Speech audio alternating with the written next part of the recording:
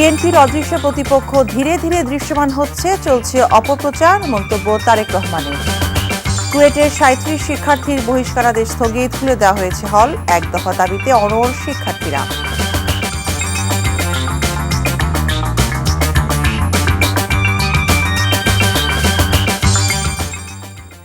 আসসালামু আলাইকুম, মিতা মুস্তফা স্বাগত জানাচ্ছি এনটিভির রাতের খবরে। ক্রাউন সিমেন্ট শিরোনাম দেখছিলেন, এবার পুরো খবর।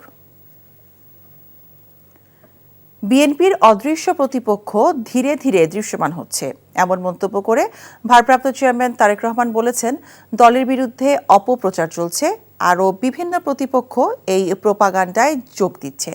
তিনি বলেছেন, জিয়া পরিবার এবং বিএনপির বিরুদ্ধে যে নির্যাতন করা হয়েছে তার প্রতিশোধ জুলুমের মাধ্যমে নেবে না বিএনপি, এর জবাব দেয়া হবে ৩১ দফা বাস্তবায়নের মাধ্যমে।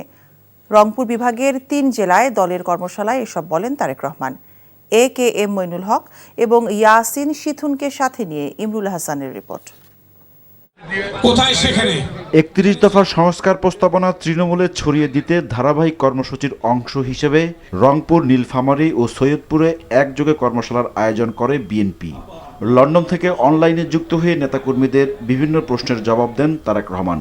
বলেন, সরকারের সংস্কার প্রস্তাবনা নিয়ে খুব বেশি আলোচনা হলেও সাধারণ মানুষের কথা নেই তাতে। তিনি বলেন, বিএনপির ৩১ দফা দেশের জনগণের ভবিষ্যৎ পথরেখা তৈরি করবে। এই বিষয়গুলোকে আমরা নিয়ে যাই মানুষের দৌড় করে, প্রত্যেকটি মানুষ, দল মত নির্বিশেষে প্রতিটি মানুষের কাছে। আপনার যদি মনে হয় এই মানুষটি তো এর আগে আমাকে ভোট দেয়নি, আমার দলকে ভোট দেয়নি, আমার দলের প্রতীকে ভোট দেয়নি, তার কাছে আমি যাব না, দয়া করে এই চিন্তাটি করবেন না। আপনি যান তার কাছে। এমনও তো হতে পারে আপনি যখন তার সামনে আপনার ৩১ দফার চিন্তা ভাবনা চেতনা আপনি তুলে ধরবেন, সে তো তার সিদ্ধান্ত পাল্টাতেও পারে। পাল্টাবে না, এরকম বহু মানুষ তো পাল্টেছে। কাজেই আপনি তার কাছে যান। তারেক রহমান বলেন, বিএনপির বিরুদ্ধে নানামুখী চক্রান্ত ও অপপ্রচার চলছে। বিভিন্ন রকম প্রোপাগান্ডা হচ্ছে আমাদের বিরুদ্ধে, মিথ্যে প্রোপাগান্ডা হচ্ছে সোশ্যাল মিডিয়াতে। সহকর্মী, এই ব্যাপারে আপনাদেরকে আমি 7 মাস আগে আমি আপনাদেরকে সচেতন করেছিলাম, দেশব্যাপী আপনাদের সাথে আলোচনা হয়েছিল, সচেতন করেছিলাম। আমাদের সেই অদৃশ্য প্রতিপক্ষ আস্তে আস্তে দৃশ্যমান হচ্ছে, সাথে আরো বিভিন্ন প্রতিপক্ষ কিন্তু তাদের সাথে যোগ করছে। কাজেই দেশের জন্য, দেশের স্বার্থে আমরা যা করতে চাই, এটি যত বেশি সংখ্যক আমরা মানুষের কাছে নিয়ে যেতে পারবো, মানুষের সমর্থন অর্জন করতে পারবো, আমরা আমাদের সেই দৃশ্য বলেন, অদৃশ্য বলেন বা দৃশ্যমান প্রতিপক্ষকে আমরা তত শক্ত, তত জোরালো ভাবে আমরা তাদেরকে মোকাবেলা করতে পারবো। তিনি বলেন, বিএনপির উপর ফ্যাসিবাদী আওয়ামী লীগের অত্যাচারের প্রতিশোধ একই উপায়ে নেবে না তার দল। বিগত 15-16 বছর ধরে, সেই 111 থেকে শুরু করে আপনি এখানে উপস্থিত প্রত্যেকটা মানুষ, আপনারা অবর্ণনীয় অত্যাচার নির্যাতন সহ্য করেছেন।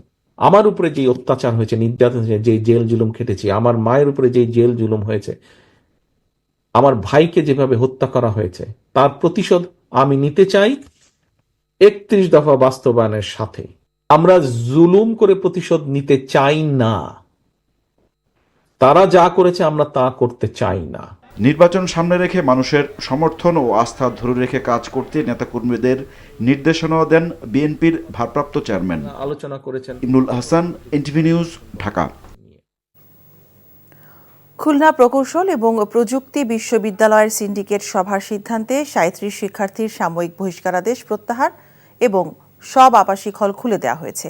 আন্দোলনরত শিক্ষার্থীদের সঙ্গে শিক্ষা উপদেষ্টা দেখা করে তদন্ত কমিটির রিপোর্ট অনুযায়ী সমস্যা সমাধানের আশ্বাস দিলেও উপাচার্য অধ্যাপক মোহাম্মদ মাসুদের অপসারণের দাবিতে আমরণ অনশন চালিয়ে যাচ্ছেন শিক্ষার্থীরা। এদিকে আন্দোলনে তৃতীয় পক্ষের ইন্ধন রয়েছে বলে দাবি শিক্ষক সমিতির। বিস্তারিত শওকত করিমের ডেস্ক রিপোর্টে। উপাচার্য পদত্যাগের এক দফা দাবিতে উত্তাল খুলনা প্রকৌশল ও প্রযুক্তি বিশ্ববিদ্যালয় ক্যাম্পাস। ৪৮ ঘন্টার বেশি সময় ধরে চলছে শিক্ষার্থীদের আমরণ অনশন। মঙ্গলবার শিক্ষার্থীদের সঙ্গে মুঠোফোনে কথা বলেন শিক্ষা উপদেষ্টা সিআর আবরার। বুধবার সকালে বিশ্ববিদ্যালয় ক্যাম্পাসে যান তিনি। শিক্ষার্থীদের সঙ্গে আলোচনা করে অনশন ভাঙার অনুরোধ জানান।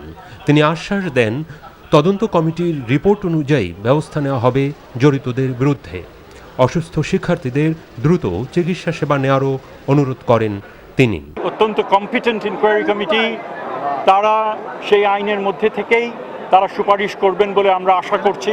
যে রিকমেন্ডেশন হবে সেটা আমরা বিবেচনা করে যে সিদ্ধান্ত আমরা নেব সেটা অতি দ্রুত সেই সিদ্ধান্ত আমরা বাস্তবায়ন করব।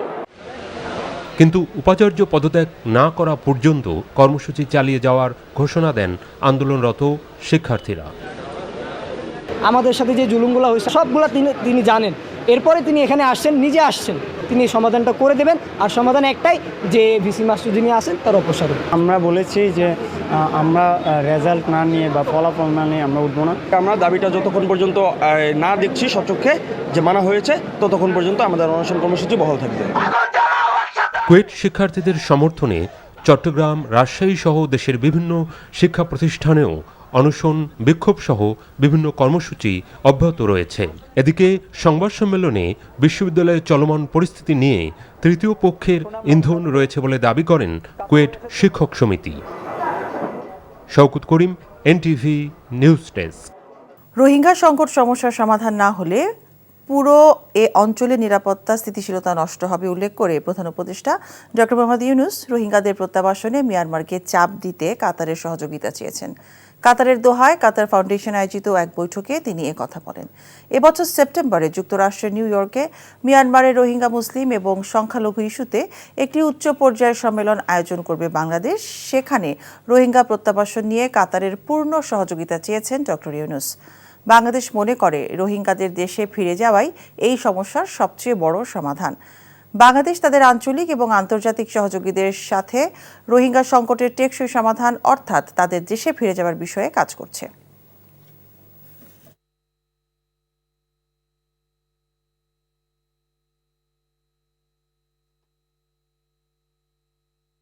রোহিঙ্গা ক্রাইসিসটা এখন কোন পর্যায়ে আছে, আমাদের কি কি করণীয়, এতগুলো লোক সাফার করছে, এটা গ্লোবাল পৃথিবীর মানে একটা বড় রকমের একটা হিউম্যানিটেরিয়ান ক্রাইসিস এবং এটা যে একটা রিজিওনাল ক্রাইসিসের রূপ নিতে পারে এবং এটার থেকে যে একটা বড় রকমের সিকিউরিটি সমস্যা তৈরি হতে পারে, এই জিনিসটা উনি বারবার জানাতে চাচ্ছেন। সামরিক সরঞ্জাম উৎপাদন খাতে বাংলাদেশে বিনিয়োগ করার জন্য কাতারকে একটি বিশেষ অর্থনৈতিক অঞ্চল বরাদ্দ দেওয়ার প্রস্তাব দিয়েছে বাংলাদেশ। কাতার সফররত প্রধান উপদেষ্টা অধ্যাপক মোহাম্মদ ইউনূস সে দেশের উপপ্রধানমন্ত্রী এবং প্রতিরক্ষামন্ত্রী ডক্টর সাউদ বিন আব্দুল রহমান আল থানির সাথে বৈঠকে এই প্রস্তাব দেন বলে জানিয়েছেন প্রধান উপদেষ্টার প্রেস সচিব।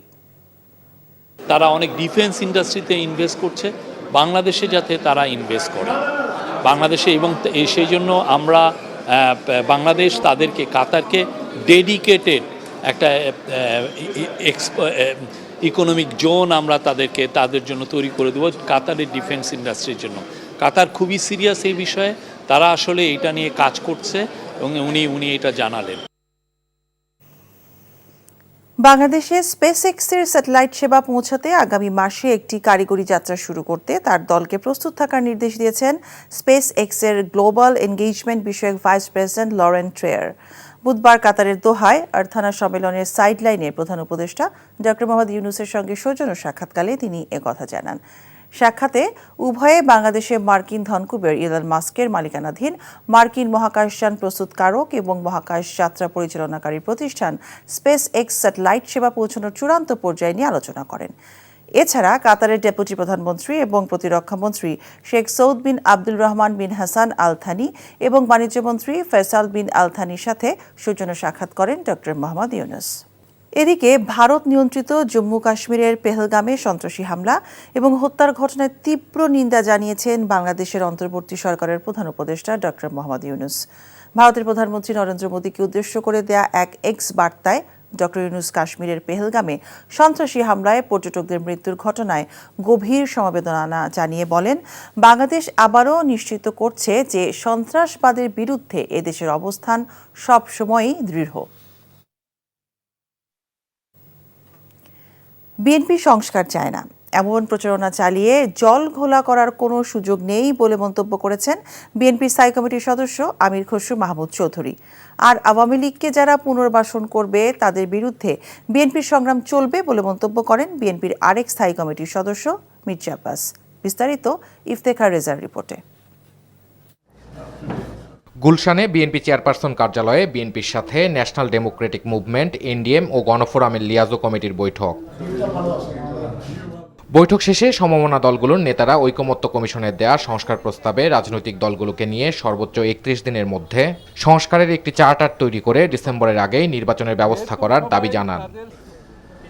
এ সময় বিএনপির স্থায়ী কমিটির সদস্য আমির খসরু মাহমুদ চৌধুরী বলেন, সরকার আর জনগণের মাঝে জনপ্রতিনিধির মাধ্যমে যে সেতুবন্ধন থাকার কথা সেটি না থাকায় দেশে আইন শৃঙ্খলা পরিস্থিতি অবনতি হচ্ছে।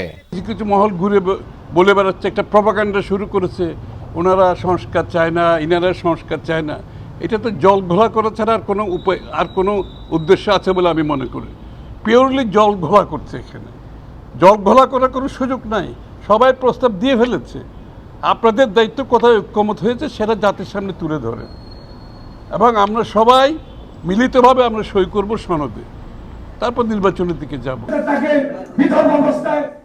এদিকে সকালে জাতীয় প্রেস ক্লাবে গণতন্ত্র ফোরাম আয়োজিত আলোচনা সভায় যোগ দিয়ে দলের আরেক স্থায়ী কমিটির সদস্য মির্জা আব্বাস বলেন, নির্বাচনের বিকল্প একমাত্র নির্বাচনই হতে পারে। সম্ভবত নির্বাচন খুব তাড়াতাড়ি ওনারা করবেন না, আমি তার কোনো লক্ষণ আমি দেখি না। কয়েকটা দল যা শুরু করছে, এইটা না হইলে নির্বাচন হবে না, ওইটা না হইলে নির্বাচন হবে না। কেউ কেউ বলেই ফেলেছেন যে আমরা নির্বাচনে যাব না। আমি বলতে চাই, আওয়ামী লীগকে যারা দেশে পুনর্বাসিত করার চেষ্টা করবে তাদের বিরুদ্ধে আমাদের সংগ্রাম অব্যাহত থাকবে। এর আগে বিএনপি চেয়ারপারসনের কার্যালয়ে রংপুর মেডিকেল কলেজ হাসপাতালের সাবেক ও বর্তমান ছাত্রদলের চিকিৎসকদের একটি প্রতিনিধি দলের সাথে মতবিনিময়কালে বিএনপি মহাসচিব মির্জা ফখরুল ইসলাম আলমগীর সারা দেশে মেডিকেল কলেজ ও হাসপাতালে ড্যাবকে শক্তিশালী ও জনকল্যাণকর করতে সবাইকে সক্রিয় ভূমিকা রাখার পরামর্শ দেন। Iftekhar Reza, NTV news, Dhaka. ক্ষমতায় গেলে সবার জন্য সমান অধিকার নিশ্চিতের কথা জানিয়েছেন জামায়াতে ইসলামের আমির ডক্টর শফিকুর রহমান। রাতে রাজধানীর ডিপ্লোমা ইঞ্জিনিয়ার্স ইনস্টিটিউটে আয়োজিত ভিন্ন ধর্মাবলম্বীদের নিয়ে প্রীতি সমাবেশে তিনি একথা বলেন। তিনি বলেন, দেশে আর মন্দির পাহারা দেওয়ার সংস্কৃতি দেখতে চায় না তার দল। আগামী জাতীয় নির্বাচনে দলটির ব্যানারে ভিন্ন ধর্মাবলম্বীরা অংশ নিতে চাইলে সব ধরনের সহযোগিতা করা হবে বলেও জানান তিনি। এ সময় প্রীতি সমাবেশে অংশ নেওয়া হিন্দু সম্প্রদায়ের নেতারা বলেন, সংখ্যালঘু বলে আলাদা করার প্রচেষ্টা করা হচ্ছে তাদের। হিন্দুদের ওপর নির্যাতন করছে একটি মহল, অথচ তা একটি দলের ওপর চাপানো হয় বলেও অভিযোগ করেন তারা।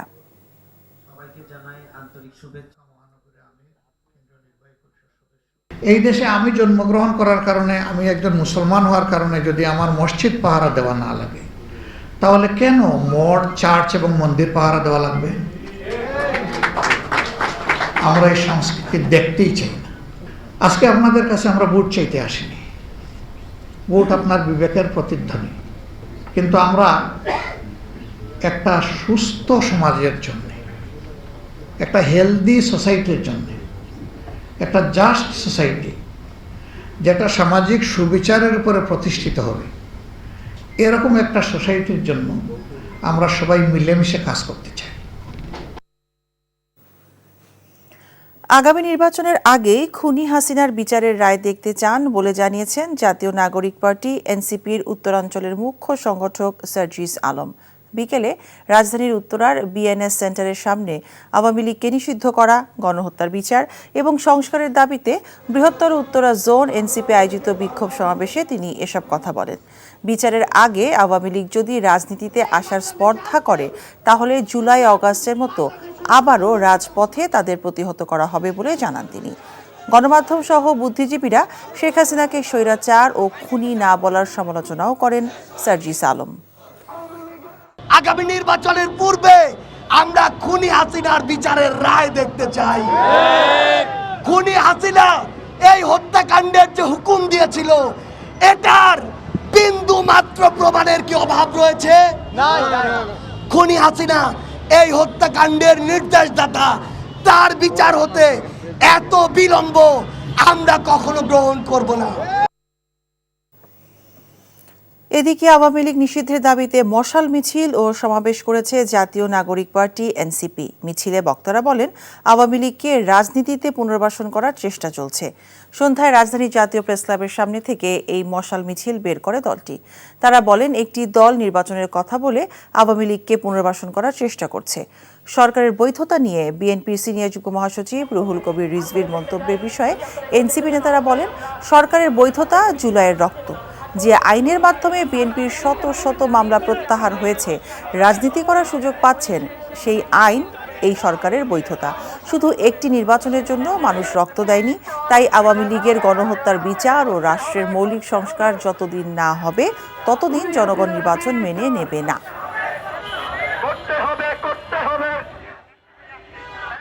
এখনও ঈদুল ফিতরের বেতন বোনাস না দেয়ায় 6টি তৈরি পোশাক কারখানার মালিকের বিরুদ্ধে রেড অ্যালার্ট জারির ব্যবস্থা নেওয়া হচ্ছে বলে জানিয়েছেন শ্রম উপদেষ্টা এম শাখাওয়াত হোসেন। তবে 7ই মে পর্যন্ত সময় পাবেন তারা। সন্ধ্যায় সচিবালয়ে শ্রম অসন্তোষ নিরসন বিষয়ে বৈঠক শেষে সংবাদ সম্মেলনে এসব বলেন তিনি। আর শ্রম সংস্কার কমিশনের সুপারিশ বাস্তবায়নের চেষ্টা করা হবে, তবে কোনো সময় বেঁধে দেওয়া সম্ভব নয় বলে আরেক বৈঠক শেষে বলেন উপদেষ্টা। রিপোর্ট করছেন রকনউদ্দিন। রোজার ঈদের আগেই দেশের সব শিল্প কারখানার কর্মীদের বেতন বোনাস পরিশোধ করা হচ্ছে বলে ঘোষণা দিয়েছিলেন শ্রম উপদেষ্টা নিজেই। প্রয়োজনে তাদের সম্পদও বিক্রি করা হবে বলে জানিয়েছিলেন। কিন্তু এখনও 6টি তৈরি পোশাক কারখানার কর্মীরা বেতন বোনাস পাননি। এ বিষয়ে সিদ্ধান্ত নিতেই বুধবার বিকেলে সচিবালয়ে বৈঠক করেন শ্রম এবং বাণিজ্য উপদেষ্টা সহ সংশ্লিষ্টরা। বৈঠকে বাংলাদেশ ব্যাংক বা সরকারের পক্ষ থেকে আর কোনো আর্থিক সহায়তা দেয়া হবে না বলে সিদ্ধান্ত হয়। বেতন ভাতা পরিশোধে সময় বেঁধে দেওয়া হয় 7 মে পর্যন্ত। এইসব ফ্যাক্টরির ব্যাংকের সাথে বসে দেখতে হবে যে তাদের কি লায়াবিলিটি আছে, কি অ্যাসেট আছে, এবং সেই ব্যাংক তাদের লায়াবিলিটি থেকে যদি অ্যাসেট বেশি থাকে সেখান থেকে তারা টাকা তাদেরকে দিতে পারে কি না। যদি না দিতে পারে তাহলে সেটা কী ব্যবস্থা হবে সেটা নিয়ে আলোচনা হবে। এই টাকাটা তারা পেমেন্ট করতে হবে। কোথা থেকে পেমেন্ট করবেন? হয় তাদের অ্যাসেট বিক্রি করে, যদি করা যায়, করা যাবে কিনা আমার সন্দেহ আছে, না হলে বাড়িঘর বিক্রি করে। মালিকের বউ, মালিকের ছেলে কেউ তো নাই। আমরা তো সেটা বলে রেড অ্যালার্ট দেওয়ার কথা বলেছি। কাল পরশুর মধ্যে আপনার জানবেন কাতে কাতে নামে রেড অ্যালার্ট দেওয়া হয়েছে। এর আগে শ্রম সংস্কার কমিশনের প্রতিবেদন তুলে দেওয়া হয় উপদেষ্টার কাছে। একজন অতিরিক্ত সচিবের নেতৃত্বে কমিশনের সুপারিশ পর্যালোচনার পর তা যথাসময়ে কার্যকর করতে ব্যবস্থা নেওয়া হবে বলে জানান Shakhawat Hossain. Anything which is feasible বাংলাদেশে, আপনি একটু মনে রাখতে হবে যে আপনি আমাকে রিকমেন্ড করেছেন, কিন্তু আমি ফেস করছি। সো আমাদের আর্থসামাজিক ব্যবস্থা যে অবস্থা এখন এই মুহূর্তে আছে, সেইগুলো লক্ষ্য রেখে কতখানি করা যায়। আমি তো নির্বাচনের আলোচনা নিয়ে আই এম নট বদার্ড, ঠিক আছে। I am bothered of my sector. আমার পক্ষে ডিসেম্বর না, পারলে আমি কালকে এটা করবো। So December is not any কী বলে টাইম লাইন ফর মি। আর দেশের 85% শ্রমিক আইনি সুরক্ষার বাইরে উল্লেখ করে মজুরি কমিশন গঠনের মাধ্যমে ন্যূনতম মজুরির ব্যবস্থা ও 3 বছর পর পর তা পর্যালোচনা সহ বেশ কিছু সুপারিশ করা হয়েছে বলে জানান কমিশন প্রধান। রকনউদ্দিন, এনটিভি নিউজ, ঢাকা। যুক্তরাজ্য ভিত্তিক দেশের শীর্ষস্থানীয় নিত্যপণ্য উৎপাদন ও বিপণনকারী বহুজাতিক প্রতিষ্ঠান ইউনিলিভার বাংলাদেশের ঢাকা সদর দপ্তর পরিদর্শন করেছেন যুক্তরাজ্য সরকারের বাণিজ্য দূত ব্যারনেস উইন্টারটন এবং বাংলাদেশে নিযুক্ত British high commissioner Sarah Cook. তাদের স্বাগত জানান ইউনিলিভার বাংলাদেশের ঊর্ধ্বতন কর্মকর্তারা। তারা জানান, সম্প্রতি উচ্চ পর্যায়ের এই সফর একটি গুরুত্বপূর্ণ প্ল্যাটফর্ম হিসেবে কাজ করছে। এই উপলক্ষে আয়োজিত অনুষ্ঠানে প্রতিষ্ঠানের 6 দশকের সফল যাত্রা উপস্থাপন করা হয়। যুক্তরাজ্য সরকারের বাংলাদেশের বাণিজ্য দূত ব্যারনেস উইন্টারটন বলেন, দীর্ঘমেয়াদী বাণিজ্যিক অংশীদারিত্বের প্রতীক ইউনিলিভার। এ সময় প্রতিষ্ঠানটির হিউম্যান রিসোর্স ডিরেক্টর সৈয়দা দুর্দানা কবির সহ অন্যরা উপস্থিত ছিলেন। বক্তারা দাবি করেন, দেশের বেশিরভাগ পরিবারের নিত্যদিনের সাথী ইউনিলিভারের পণ্য।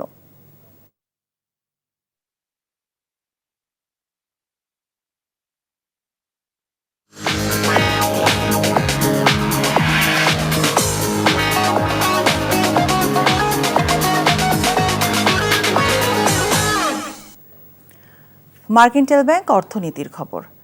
আওয়ামী লীগ সরকারের সময় দুর্বৃত্তদের হাত থেকে রক্ষা পায়নি সরকারি বাণিজ্যিক প্রতিষ্ঠান টিসিবি। এমনটা জানিয়ে বাণিজ্য উপদেষ্টা শেখ বশিরউদ্দিন বলেছেন, ভুয়া 40 লাখ কার্ডধারীকে টিসিবির তালিকা থেকে বাদ দেওয়া হয়েছে। রাজধানীর আর্মি গলফ ক্লাবে টিসিবির কার্যক্রম নিয়ে আয়োজিত এক আলোচনা সভায় তিনি বলেন, ব্যবসায়ী থেকে শুরু করে 5তলা বাড়ির মালিকের কাছেও টিসিবির কার্ড পাওয়া গেছে। টিসিবির টাকার যৌক্তিক ব্যবহার নিশ্চিত করা হবে উল্লেখ করে উপদেষ্টা জানান, এখন থেকে ভর্তুকি মূল্যে পণ্য পাওয়ার যোগ্য এমন নিম্ন আয়ের পরিবারকে কার্ড দেওয়া হবে। নিত্যপণ্যের দামের স্বস্তি ফিরিয়ে আনার বিষয়ে তিনি বলেন, বাজারে প্রতিযোগিতা সৃষ্টির পাশাপাশি বেশি সংখ্যক ব্যবসায়ীর অংশগ্রহণ বাড়ানো না গেলে সিন্ডিকেট ভাঙা কঠিন। অনুষ্ঠানে TCB chairman brigadier general Mohammad Faisal Azad জানান, আগামীতে চাল, ডাল, তেল ও চিনির সঙ্গে সারা দেশে নিম্ন আয়ের 1 কোটি পরিবারের মাঝে ভর্তুকি মূল্যে ডিম ও সাবান সরবরাহ করবে টিসিবি।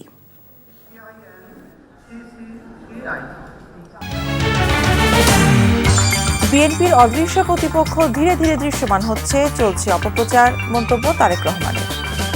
কুয়েটের 37 জন শিক্ষার্থীর বহিষ্কারাদেশ স্থগিত, খুলে দেওয়া হয়েছে হল, 1 দফা দাবিতে অনড় শিক্ষার্থীরা। জুলাই হত্যা মামলার আসামিদের ধরতে লাগবে না কর্তৃপক্ষের অনুমতি, হাইকোর্ট। ডিএমপির সার্কুলার স্থগিত। এই ছিল রাতের খবরে। এই খবরের ভিডিও সহ আপডেট জানতে ভিজিট করুন এনটিভি অনলাইন www.ntvbd.com। এছাড়াও এনটিভি জনপ্রিয় সব অনুষ্ঠান ও খবরের আপডেট জানতে ভিজিট করুন আমাদের ইউটিউব ও ভেরিফাইড ফেসবুক পেজ। রাত 1টায় মধ্যরাতের খবর দেখার আমন্ত্রণ রইল। সবাইকে ধন্যবাদ।